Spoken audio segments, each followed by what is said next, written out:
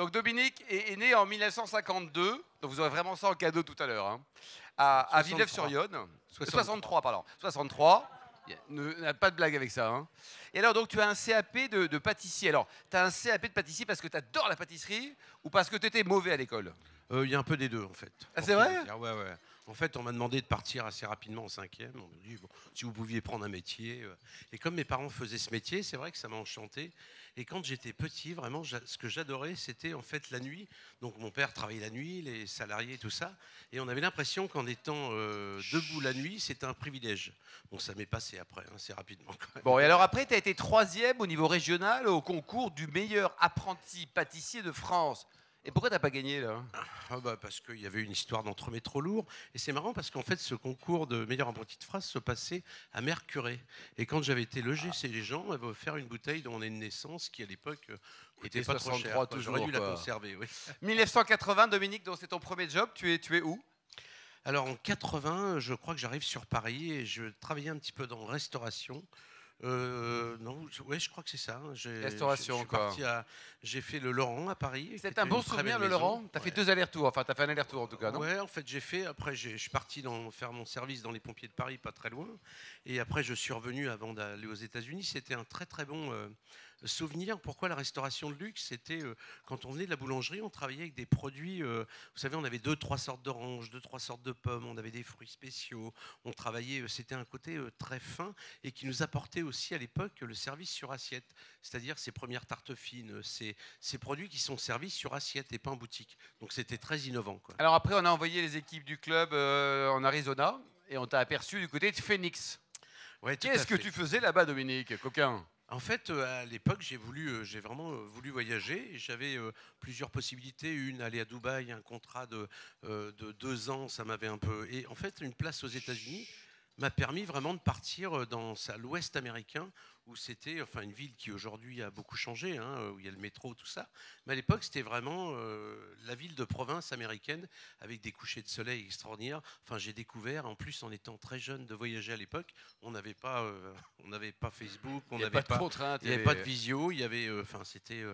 C'était sympa de s'expatrier une année. On avait aussi, je crois que ça fait grandir quand on voyage. Hein. Le patron du Laurent m'avait dit, écoutez, allez-y, les voyages forment la jeunesse. Et je crois que c'est vrai. Il faut le dire vraiment à tous les jeunes d'aller faire. Pas oublier de revenir en France. Oui, voilà, c'est bien aussi de revenir. Quoi. Alors aujourd'hui, donc, tu étais patron d'une PME. Qui connaît la boulangerie La Pompadour dans le 16e? La Pompadour dans le 16e. J'en connais au moins 2. Voilà.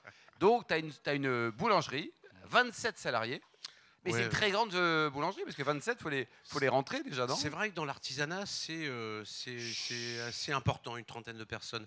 Parce que sur Paris, il y a du snacking, il y a de la pâtisserie, il y a de la boulangerie, il y a beaucoup de... Voilà, il y a des serveurs, il y a des serveuses, on fabrique des livreurs, etc. Donc on arrive rapidement, avec des beaux emplacements, à avoir une trentaine de personnes. Et alors justement, tout à l'heure, on parlait de pénurie de talent, comme on dit poliment. T'arrives à trouver des gens qui bossent chez toi sympa et avec la banane et pas cher non plus? Alors c'est compliqué de trouver du monde aujourd'hui puisqu'on est comme la restauration, comme la médecine, comme le bâtiment. En fait, on a 21 000 postes à pourvoir, mais qui sont 21 000 postes à pourvoir. Mais sur 33 000 entreprises en France, donc c'est pas déconnant non plus. Mais c'est vrai pourtant on forme 29 000 apprentis chaque année, ce qui est on est le plus gros formateur d'apprentis dans notre dans le métier alimentaire, mais il nous faut quand même des gens qualifiés, et c'est vrai qu'on galère un petit peu, notamment sur le personnel de vente. Donc si des gens veulent des reconversions... Des reconversions, voilà, il est preneur, Dominique. Alors, toi, tu es quand même un peu le Emmanuel Macron de la boulangerie. Hein. Oui, voilà, je suis président, mais... parce que tu as été président, c'est la 2e fois, tu as été réélu en même temps que lui. Est-ce que tu as voté Macron, d'ailleurs? Oui, ça, je ne vous le dirai pas, mais c'est vrai que j'ai été... il me semblait qu'il y avait des coronets chez les boulangers, non? Élu en même temps que lui, réélu en même temps que lui, mais je lui ai dit une fois, je lui ai dit on n'a pas les mêmes responsabilités, c'est vrai. Alors, l'économie de la boulangerie, des pâtisseries, c'est un gâteau de 11 milliards d'euros de mémoire. Il y a combien y a-t-il de boulangers en France? Ne dis rien pour l'instant. Combien y a-t-il de boulangers en France? Allez. 30. Pardon? Allez, 33 000, t'as révisé les notes avec Dominique? Ah, tu l'as dit? D'accord, il a juste écouté, quoi. Toi, t'as pas écouté, par contre. 33 000 boulangeries. 33 000 boulangeries artisanales. Et 180 000 actifs, en fait, des gens qui travaillent chez nous. Donc c'est vrai que c'est quand même... On sait qu'on a presque une boulangerie par village, puisque 35 000 communes, Oui, c'est ça, quoi. 36 000. Donc c'est vrai qu'on est répartis partout sur le territoire et on a une belle représentativité là-dessus. Est-ce qu'on vit bien aujourd'hui quand on est boulanger? Alors, j'oublie les beaux quartiers parisiens, quand tu vends le sandwich à 23 francs, 23 euros, bon. Mais sinon, pour les gens normaux, là, dans les boulangeries, ils vivent bien quand même ou pas? Bah écoutez, il n'y a pas forcément de milliardaire, mais un type qui gère bien son affaire, qui fabrique, qui ouvre à l'heure, qui est aimable. Les gens voient que les boulangeries travaillent bien. Par contre, il y a un peu de turbulence en ce moment et depuis quelques temps avec les matières premières, puisque Oui. tout a explosé. Le beurre, la farine, les œufs, le sucre, et tout ça pour des raisons très différentes. Et en tout cas, l'énergie qui vient mettre un gros coup de poing sur le... Enfin, là, c'est toutes les entreprises, hein, j'en parlais tout à l'heure. Hein. Mais là, c'est vrai qu'il y a un peu de turbulence parce que ce sont des entreprises qui parfois n'ont pas une énorme trésorerie. Donc voilà, s'il n'y a pas ces aides de l'État, ça pourrait en mettre quelques-unes par terre. Alors, notre ami Leclerc qui vend ses baguettes à 5 centimes d'euros, là, tu l'aimes ou tu le détestes? Ah bah, je me suis frité avec lui sur les ondes. Je pense que vous l'avez peut-être entendu. On n'était pas content. Pourquoi? Parce qu'en fait, c'est une destruction de valeur de toute la chaîne au niveau de l'agriculteur, du meunier, du boulanger. C'est aussi faire croire que notre baguette n'est pas chère alors que le pain, il y a quand même des hommes derrière et des salaires. Le prix moyen d'une baguette en France hors GD, hein, c'est combien? Même tout compris, on est à 4, enfin hors Leclerc. Hein. Ouais. C'est 96 centimes, le prix moyen de la baguette en France. La tradition étant un petit peu plus chère. Donc c'est vrai que c'est un produit qui n'a jamais vraiment suivi elle a pris 23 centimes en 20 ans. Donc ce qui fait que, parce que c'est un produit précieux, parce que c'est un produit que même les boulangers ont du mal à l'augmenter. On leur dit, écoutez, augmentez-la parce que sinon vous allez fermer. Et c'est vrai qu'ils ont un petit peu du mal, ce qui fait que c'est un produit qui est resté encore bon marché. Parfois, tu vois, artisan boulanger, là, c'est un peu comme grand vin de Bordeaux ou grand vin tout justement, court. Ça correspond à quelque chose. Nos pères ne se sont battus pour avoir le mot boulanger, boulangère ou boulangerie. Si ces trois mots sont marqués sur une façade, les gens sont obligés de pétrir, façonner et cuire sur place. C'est une loi, il faut le savoir. C'est pour ça que quelquefois des chaînes marquent Fournil de je sais pas où, ou les prénoms, etc. Mais quand c'est marqué boulangerie ou boulangère, c'est marqué. D'ailleurs, on attaque une marque qui a utilisé le mot de la boulangerie. Quelle marque? Je ne peux pas vous le dire, on rentre en procès. Donc. Bon, d'accord, donc tu vas enchaîner un avocat. Tant que c'est Barthélemy, on est content. Nous. Alors, ça, là, les boulangers, inscrits au patrimoine mondial de l'UNESCO. Justement, quand même, hein. Il faut que je parle. Où est le monsieur? Il est où David Cobol? Tiens, David Cobol, droit de réponse avec un anglais. Vous êtes complètement planté. Pourquoi? Parce que d'abord, c'est pas la baguette, le produit qui est inscrit, puisqu'on est dans l'immatériel. Donc, c'est les savoir-faire artisanaux et la culture de la baguette de pain. C'est-à-dire qu'à l'étranger, c'est le craft, et c'est vrai qu'ils ne comprennent pas trop l'artisanal, mais chez nous, et vous regarderez, je vous ferai passer le dossier, ça je vous le promets, c'est vraiment dans la description, le pétrissage lent, la longue fermentation, le façonnage à la main et la cuisson. Donc là, on est vraiment complètement dans la baguette de tradition. Mais c'est quand même, ça reste dans l'immatériel. Alors c'est un dossier que j'avais lancé il y a 5 ans et qui arrivait là au niveau, enfin on avait 1 an pour le mettre au national, et là c'est passé à Rabat il y a 1 semaine ou 2, et où ça a été vraiment un succès. Bon, tous les ambassadeurs sont là, et ça a été un succès dans le monde entier. J'ai rempli des interviews de Nouvelle-Zélande, du Canada, d'Angleterre. En fait, j'ai l'impression qu'il y a 2 façons de voir la baguette. Il y a en France, où c'est une habitude, on l'achète, on la mange comme on se brosse les dents, et ce qui est très bien, puisque ça fait partie de notre patrimoine. Et dès que vous passez les frontières, là, c'est la surprise, l'envie de la goûter, l'envie de la regoûter, beaucoup d'estime pour ce pain, et ce qui fait que, voilà, pour ces... Comme disait Macron, le 250 grammes de magie de perfection, en fait, ce qui est incroyable, c'est de la farine, de l'eau, du sel, de la levure. Ouais. Ensuite, il y a un pétrissage, une fermentation, un façonnage, une cuisson. Et à partir de ces 8 éléments, en fait, c'est comme le vin, en fait, une histoire de terroir. Avec le French paradoxe et la French baguette. Voilà. Il y a ce savoir-faire, le terroir, le climat. Et c'est vrai qu'avec le pain, c'est pas beaucoup d'éléments, mais vous voyez la température, le temps de la fermentation, le façonnage, c'est vraiment comme les fromages et le vin. Et ce qui fait que c'est un produit incroyable. Et ton meilleur souvenir de dégustation de pain, alors oublions le tien qui est forcément le meilleur, mais oublions-le, est-ce que tu as une émotion particulière en dégustant un pain? On a vu tout à l'heure Jean-Thomas qui nous parlait d'une bonne baguette avec une rillette et un bout de fromage. C'est vrai que c'est délicieux, quoi. Ouais, c'est super, mais en fait, l'avantage, je trouve que c'est vraiment la tradition, parce que ça va avec tout. Et c'est vrai, je me souviens un jour en quad, on était en montagne, on était passé, enfin, on avait pris des baguettes qui étaient encore chaudes le matin avec un peu de charcuterie, tout ça, ce pain qui était tiède. Et il y avait en fait l'endroit, hein, c'est comme le rhum qu'on boit en Guadeloupe, comme il y avait l'endroit, le le contexte, truc était l'environnement est merveilleux. important, quoi. Et c'est vrai que la tradition, on peut la manger partout. Et avant une question spontanée, tiens, ça va être Pierre et Jean-Thomas pour une question. Ton meilleur souvenir de dégustation de vin ou de plat dans un restaurant? Tu as deux possibilités, mon cher Dominique. Quel est-il ou quels sont-ils?